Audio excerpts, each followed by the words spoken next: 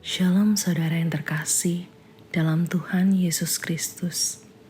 Selamat pagi dan selamat datang dalam Renungan Harian Kristen Morning Hope. Hari ini kita akan merenungkan kebaikan Tuhan dalam hidup kita melalui firman Tuhan. Dan kiranya firman Tuhan senantiasa menjadi dasar kita dalam memulai segala kegiatan kita hari ini. Namun sebelum kita merenungkan kebenaran firman Tuhan, mari kita berdoa. Bapa kami yang di surga, Bapa yang kami panggil dalam nama Yesus Kristus, kami mengucap syukur untuk hari yang baru ini. Kami juga bersyukur untuk pemeliharaan, kekuatan, kesehatan, serta anugerah yang telah Engkau berikan. Kami menyerahkan hidup kami ke dalam tangan-Mu. Kiranya Tuhan senantiasa memberkati dan menyertai kami. Bapa kami yang di surga, kami mau merenungkan firman-Mu. Kiranya Roh Kudus yang memimpin agar kami dapat mengerti firman-Mu dan dapat melakukannya dalam kehidupan kami. Terima kasih ya Tuhan. Dalam nama Tuhan Yesus Kristus, kami berdoa. Amin. Saudara-saudara, begitu berharganya manusia di hadapan Allah, sehingga selain datang menjadi penebus manusia, Allah sendiri memanggil kita yang sudah diselamatkan untuk menjadi rekan sekerjanya dalam proyek keselamatan manusia. Dalam gubahannya, Daud merasa heran dengan sikap Allah yang menempatkan manusia hampir setara dengan Allah. Padahal manusia adalah makhluk ciptaan yang rentan dan lemah.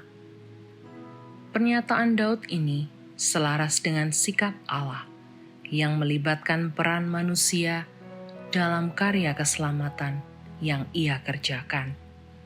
Dalam kitab Roma, Rasul Paulus menyuruh setiap orang percaya untuk aktif mengambil bagian dalam pemberitaan kabar baik. Dengan berdasarkan pernyataan firman Tuhan dan logika yang sederhana, Rasul Paulus menguraikan bahwa setiap orang yang berseru kepada Tuhan pasti diselamatkan.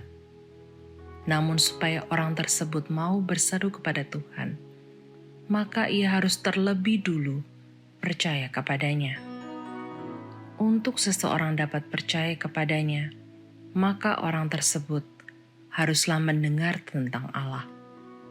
Untuk seseorang dapat mendengar tentang Allah, maka harus ada orang lain yang pergi memberitakan mengenai Allah.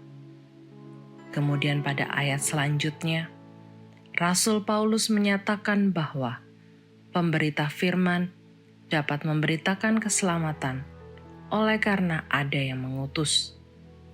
Pengutusan yang disebutkan oleh Rasul Paulus menunjuk kepada amanat agung Tuhan Yesus, di mana sebelum naik ke surga, Tuhan Yesus sendiri memberikan perintah kepada para murid untuk pergi memberitakan firman, membaptis orang, dan mengajar orang tersebut setiap pengajar yang sudah mereka terima dari Tuhan Yesus.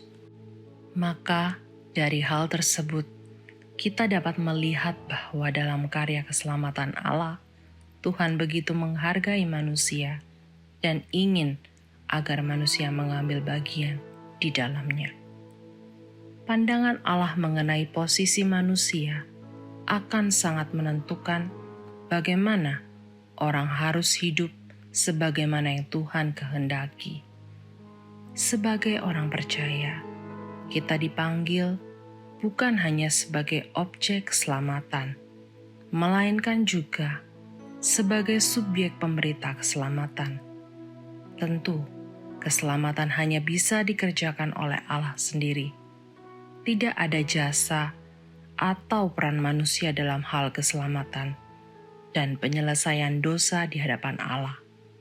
Sampai kapanpun, karya keselamatan hanya berdasarkan pengorbanan Kristus di atas kayu salib. Namun dalam hal tanggung jawab, pemberitaan, Allah memandang kita sebagai rekan sekerjanya dan mendorong kita untuk memberitakan keselamatan. Dalam nama Tuhan Yesus Kristus, amin. Bapa kami dalam kerajaan sorga, yang kami kenal dalam nama Yesus Kristus, kami bersyukur untuk hari yang baru yang terhampar di hadapan kami.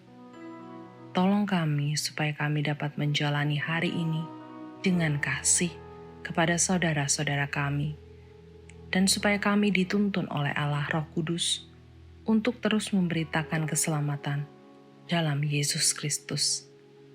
Bapa, kami serahkan satu hari ini ke dalam tangan Tuhan. Berkati kami dan pakailah kami untuk memberkati orang lain. Kiranya lewat kehidupan kami hari ini, nama Tuhan dipermuliakan. Dalam nama Tuhan Yesus kami berdoa. Amin. Demikian renungan kita pada hari ini. Kiranya sukacita dan damai sejahtera memenuhi kita sepanjang hari. Tuhan Yesus memberkati. Shalom.